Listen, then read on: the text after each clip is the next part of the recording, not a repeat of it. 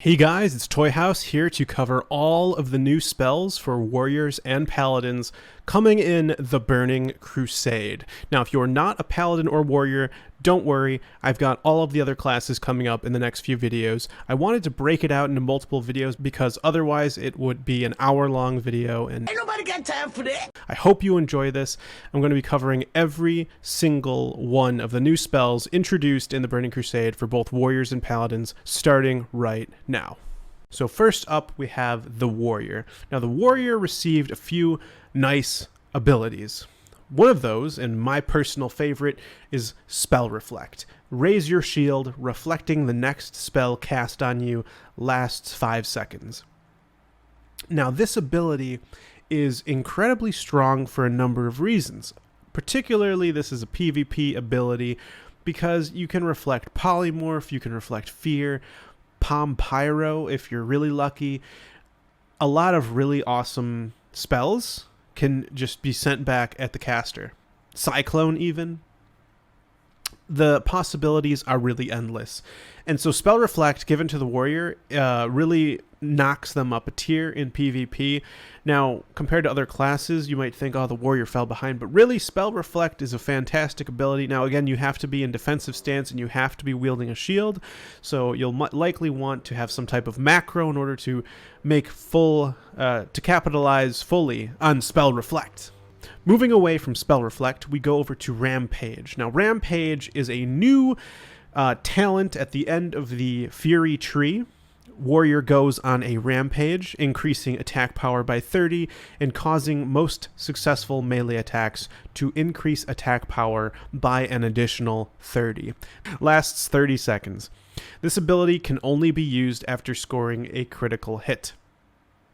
This ability, of course, is quite obviously great, increasing your attack power by 30 and then subsequent attacks by an additional 30 quite a few times. Again, there's a limit though.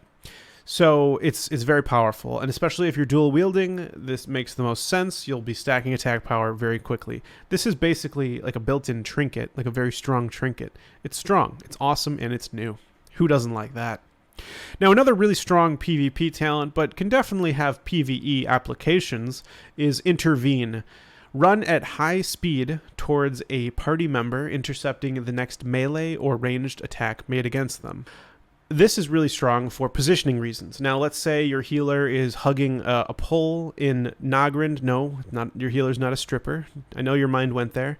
And you're basically able to quickly get out of line of sight, right? If your healer is in good positioning, you can intervene and just really quickly get back to your teammate, or you can use it to actually mitigate some damage. Again, it's only melee or ranged attack made against them, so it's not going to work on spells. Unfortunately, that would be pretty ridiculous. If you could intervene and Spell Reflect, that would be insane. However, it is not. I think it's mainly used for positioning, although that damage mitigation is nice. Okay, Commanding Shout. Now this is a new ability to complement Battle Shout, which would increase attack power. Instead, Commanding Shout is going to increase your maximum health of all party members within 30 yards by 1080, and this will last 2 minutes. Now, most shouts don't last very long. However, there is a Fury talent that will allow your shouts to last a little bit longer. And it's not a bad choice considering all of the shouts that last a very short amount of time. But Commanding Shout is pretty nice. It's a shout that has benefits outside of melee DPS, and it's a nice addition to the warrior repertoire. All right, next up we have Victory Rush. Instantly attack the target, causing damage. Can only be used within 20 seconds after you kill an enemy that yields experience or honor. Damage is based on your attack power. The calculation I have here in front of me is attack power times 45 divided by 100. So, that sounds pretty good to me. Victory Rush is mainly a PvE ability. I would say almost just for leveling, but of course, you know, in dungeons it can be useful. Doesn't do a whole lot of damage, quite frankly. If it crits, then that's nice and it does, you know, decent damage, but if not, it's not too impressive, the damage. However, it's nice to have an extra attack that you can use after you've killed an enemy. Of course, you can use it in PvP too if you're just, you know, slaying people left and right, but of course, you know, it doesn't always happen that way. Okay, next up is Devastate. Now this talent, this ability, is actually a talent at the end of the protection tree, and it's new in the Burning Crusade. Sunder the target's armor, causing the Sunder armor effect. In addition, causes 50% of weapon damage plus 15 for each application of Sunder armor on the target. The Sunder armor effect can stack up to 5 times. So this is essentially a nice replacement to Sunder armor. Once you get to that level, you can start using Devastate instead, and it will Sunder armor and does some good weapon damage in addition to that. And the last ability for the warrior today is Endless Rage. Now this will cause you to generate 25% more rage from damage dealt. It's pretty straightforward. It's actually a passive, so some of you might argue why did this end up in the list, because I'm only talking about abilities. Well, it's the end of the talent tree, and I think it's significant enough to include. 25% more rage from damage dealt is very nice. Typically Arms Warriors don't really struggle with rage, but it's definitely going to help in case you do. If you miss multiple times, then maybe you'll be low on rage. If you're not getting attacked in PvP, perhaps. But Endless Rage is going to help you generate 25% more rage from damage dealt. All right, and that's it for Warrior, and we're now going to move on to the Mighty Paladin. Now, Paladins have received quite a few very nice spells in the Burning Crusade, and a little bit of nuance, so I can't wait to start talking through this one, and I hope it makes some sense. So first up, we have Avenging Wrath, aka Wings. Now, this ability is very iconic. I feel like everyone knows what popping Wings is, popping Avenging Wrath. It increases all damage caused by 30% for 20 seconds, and it also causes Forbearance, which prevents the use of Divine Shield, Divine Protection, and Blessing Protection, again, for 1 minute on the Paladin. You can cast it on other people. Of course, you can't cast Divine Shield on other people, though, or Divine Protection. Really just bop, Blessing and Protection. So it's really, really strong. 30% increased damage, right? It's kind of broken, right? You pop Wings and then you can just completely kill people, and it's amazing. It's super strong. However, causing Forbearance means you don't have that damage mitigation of Divine Shield or Divine Protection or Blessing of Protection. So at the same time, you're doing tons of damage, but it also makes you a great target in PvP. In PvE, different story. Popping Wings, you can get away with that for sure, and it's a nice addition to PvE. Absolutely.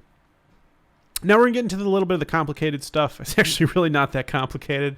We have Seal of Blood. Now, Seal of Blood is a horde-only seal. So that means Blood Elf Paladins are exclusive to this ability. And this ability reads that all melee attacks deal additional holy damage equal to 35% of normal weapon damage. But the Paladin loses health equal to 10% of the total damage inflicted. Unleashing this seal's energy will judge an enemy. Energy and enemy sounded like the same in my head for some reason, instantly causing 295 to 326 holy damage at the cost of health equal to 33% of the damage caused. Now, some things about this. One, it's typically a better seal than the Alliance version, so a lot of people argue that Horde Paladins are better, and in PvP, I will definitely say this is the case. I can't count the number of times a polymorph was coming in. I casted a judgment, a judgment from Seal of Blood, and I got polymorphed. The judgment hit, and I then took damage from the damage I inflicted and got taken out of polymorph. It actually makes Paladins really hard to CC if they're, doing stuff well. So Seal of Blood really strong. And it definitely is just more DPS in general as well for PvE than the other seals. So something to consider if you want to play a Paladin. You might want to roll a Blood Elf. However, Alliance get a seal exclusive to their side as well, and that is Seal of Vengeance. Fills the Paladin with holy power, granting each melee attack a chance to cause holy damage over 15 seconds. This effect can stack a certain number of times. I think it's like 5. Only one seal can be active on the Paladin at any one time. Now, when you unleash this seal's energy, it will instantly cause 120 holy damage per application of Holy Vengeance. Now, this is actually, from what I've heard, a tanking seal, and it is actually why Alliance have better Paladins for tanking. simply what I've heard, and I think it has some merit. If you look at what this does, it's going to stack on your target. You're probably going to be generating more threat, and it's probably better for that reason. Now, let's move on to Divine Illumination. Divine Illumination is a new talent at the end of the Holy Tree, reducing the mana cost of all spells by 50% for 15 seconds. It's very strong because if you anticipate the need to start using your mana like crazy, for example in PvP, they just pop their cooldowns, you're basically like, oh shit, and you pop Bubble and you pop Divine Illumination, and you're just like, holy light, holy light, holy light, holy shock, holy crap, my teammate's about to die. It's a perfect time to pop it so that you have some mana after that. Avenger's Shield is another new ability for Paladins. This is the new protection talent at the end of the tree. Hurls a holy shield at the enemy, dealing 494 to 602 holy damage, dazing them, and then jumping to nearby enemies. Affects 3 total targets, lasts 6 seconds. That's a nice daze. It allows you to gather them up. It's an AoE to some extent with 3 targets. So a very nice addition to Protection Paladins. It also allows, it's really what you're going to be using to pull. It allows Protection Paladins to pull multiple mobs, all gathering threat. It's very strong. And I might as well say this now, but it's widely accepted that Paladins are probably one of the top tanks in the Burning Crusade. They have really great talents compared to Warriors. They have like Ardent Defender. When your health drops below 30%, you take like 35% reduced damage. It's really strong, actually. So Paladin tanks are fantastic in the Burning Crusade. And moving on past tanking, we go to Retribution, and the new talent for Retribution at the end of the talent tree is Crusader Strike, an instant strike that causes 110% weapon damage and refreshes all judgments on the target. So this is much needed for Retribution Paladins. They needed another ability because they really just didn't have that much. And in my honest opinion, I have played a lot of Paladin, and I think it's a good ability, but it's really not that great. I just don't think Ret Paladins got enough in the Burning Crusade. I don't think they're particularly good in PvE or PvP, similar to Vanilla.